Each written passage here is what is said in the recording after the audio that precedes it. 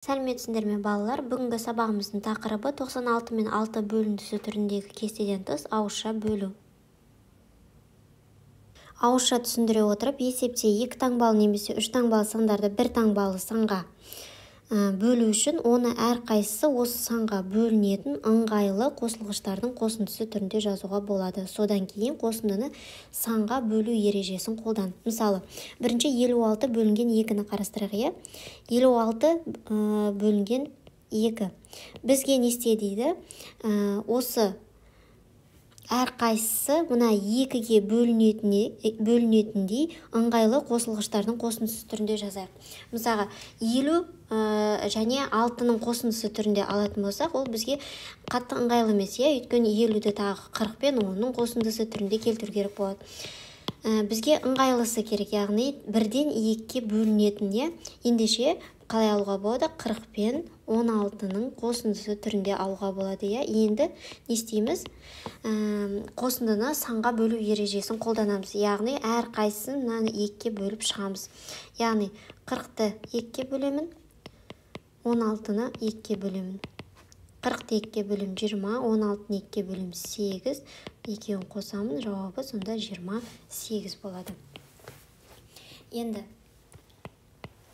келесі 42 бөлінген 3. Не істеймін? 42-ні 30 және 12 түрінде аламын. Енді 30-ды 3-ке бөлем 10, 12-ні 3-ке бөлем 4, 10-ға 4-ті қосамын, сонда жауабы 14 болады. Келесі 78 және 6. 78-ді не істеймін? 60 және 18 түріне келтіремін. 60-ты 6-ға бөлем 10, 18-ді 6-ға бөлем 3, сонда жауабы 13 болады.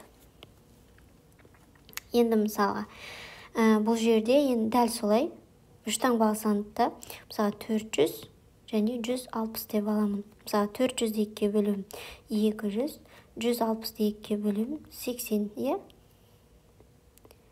сонда жауабы 280 болады. Мысалы 420-ды 300 бен 120-ның қосындысы түрінде. Өйткені екеуі де осы 3-ке бөлінеді.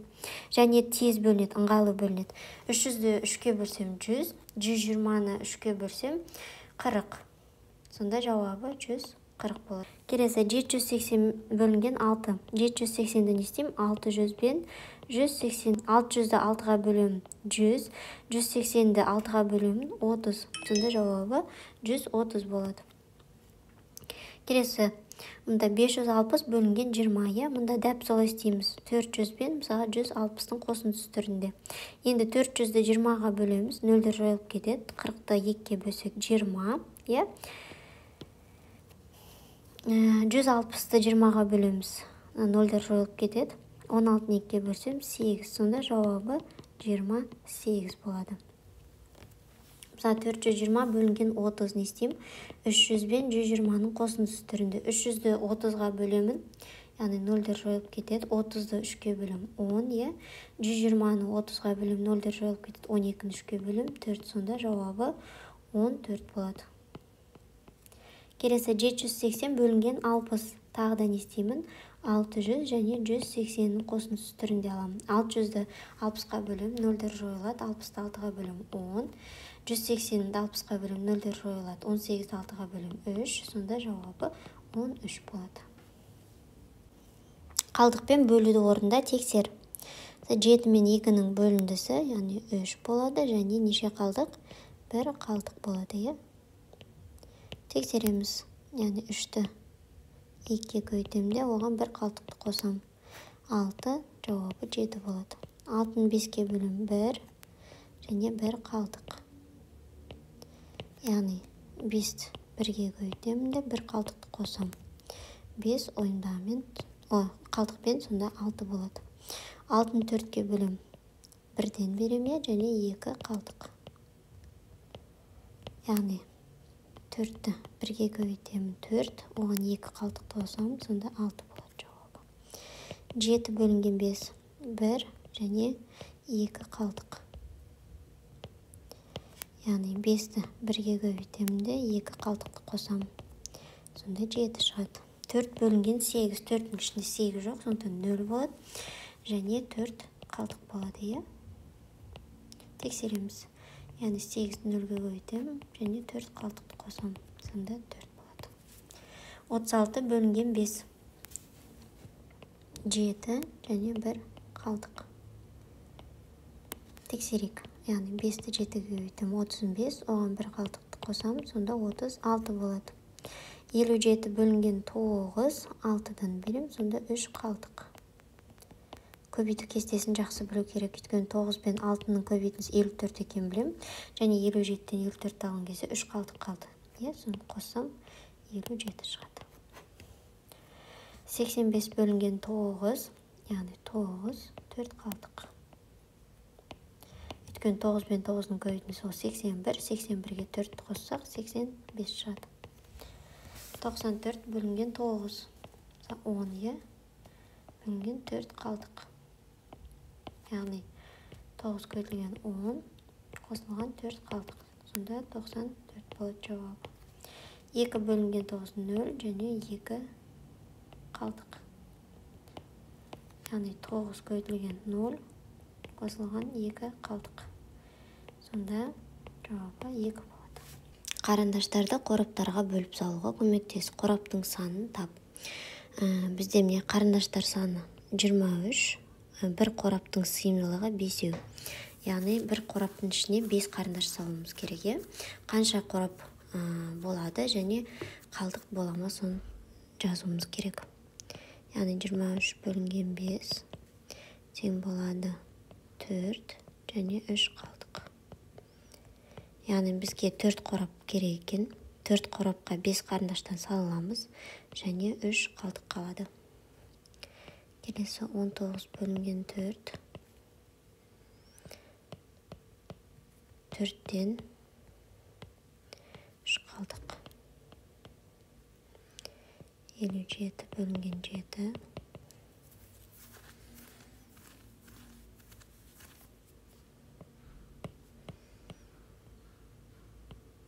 8 қорап болады, 1 қалтық, 1 қарындаш қалып қалады.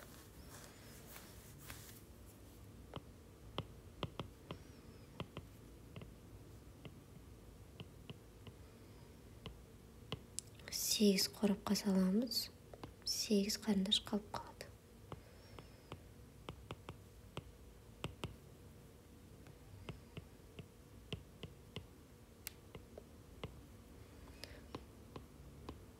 Жеті қорапқа саламыз, 3 қарындашымыз артылып қалады. Қарындаштардың санын тап. Бізде бір қораптың сыйымдылығы, қораптың саны қалтық беріліп тұр. Біз не істейміз? 5-ті 8-ге көбейтеміз деп қалтықты қосамыз. Сонда қарындаш саны мұнда 43.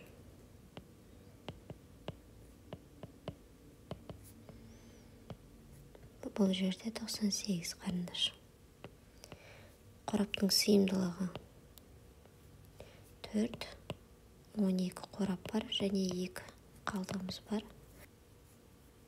Сонда 50. Келесі 7-ні 11-ге көйтеміз де 5 қалтықты қосамыз.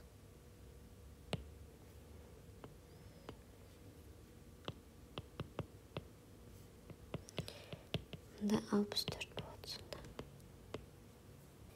Қалтықпен бөлуді орындап, оны тексер. 58 мен 5-тің бөліндісі 11 болады, және бізде 3 қалтық бар.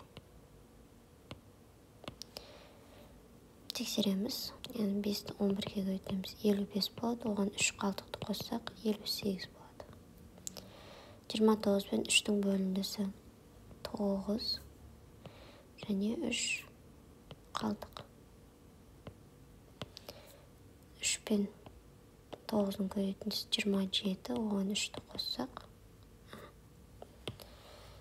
2 қалтық.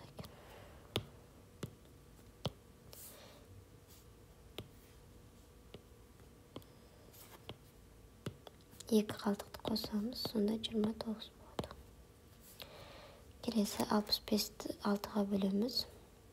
10-нан 60 болады және 5 қалтық. Тексереміз. 6-ны 10-ға көйтеміз. 60, оған 5 қалтықты қосамыз. 65. бұл жерде 8-тен береміз және 1 қалдық. Өйткені 6 мен 8-дің көбейтіндісі 48, оған 1 қалдықты қоссақ 49 болады. 47 бөлінген 7. 6-тан береміз. 5 қалдық. 6 мен 7 мен 6-ның көбейтіндісі 42 және 5 қалдығымды қосамын, сонда 47 болады.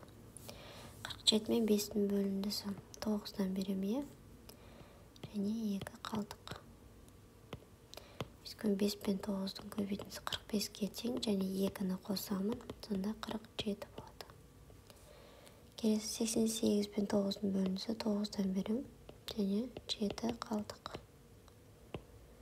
Өйткені 9 пен 9-ның көбейтіндісі 81, 81-ге 7-ні қоссам 88. 18 пен 7-ның бөліндісі 2-ден және 4 қалдық, яғни 7-ні 2-ге көбейтем 14, 14-ке 4 қосам, сонда 18 болды. Есептерді әртүрлі тәсілмен шығар. Сурет үйірмесіне 3-ші сыныптан 8 оқушы және 4-ші сыныптан 12 оқушы келді. Олардың әрқайсысында 6 құтыдан гуаш болды. Оқушыларда барлығы қанша құты гуаш бар? Есеп не туралы, яғни сурет үйірмесіне барған оқушылар жайлы. Есепте не белгілі? 3-ші сыныптан 8 оқушы, 4-ші сыныптан 12 оқушы және олардың әрқайсында 6 құтыдан гуаш болғаны белгілі. Есепте нені табу керек? Барлығы қанша құты гуаш бар, соны табу керек. Есептің шартын жазайық. 3-ші сыныптан бізде қанша оқушы келді? 8 оқушы. 4-ші сыныптан 12 оқушы, әрқайсысында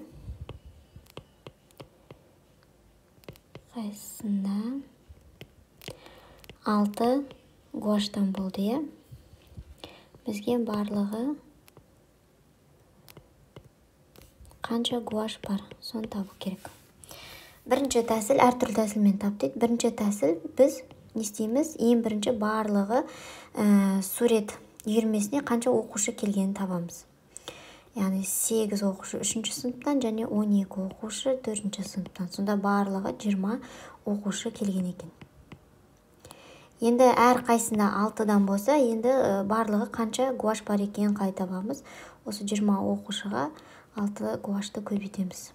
Сонда 120 болады. Бұл бірінші тәсіл. Екінші тәсіл. Қалай табамыз? Біз 3-ші сыныптағы оқушыларда қанша гуаш бар екен тауып аламыз. Яғни 8-ді 6-ға көбейтеміз. Бұл 3-ші сыныптың оқушыларында 48 гуаш бар екен. Ал 4-ші сыныптан 12-ні 6-ға көбейтеміз. 72 екен 4-ші сыныпты оқушыларында. Енді барлығын табу үшін 48-ге 72-ні қосамыз. Сонда 120 болады. Сонда жауабына жазамыз. Барлығы 120 құты гуаш бар.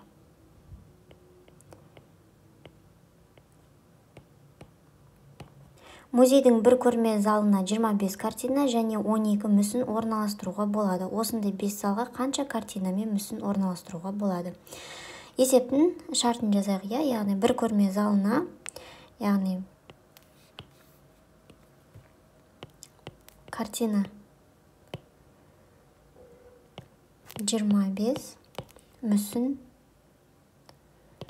12 орналастыруға болады. Бір бөлмеге, Осындай 5 залға қанша картина және мүсін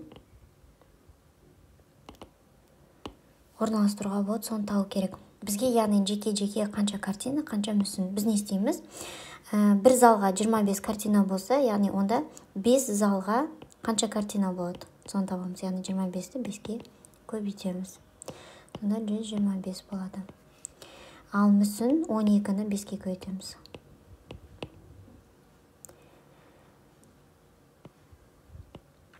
Сонда картина мен мүсін орналастыруға болады. Барлығы, яғни 125-ке 60-ты қосамыз.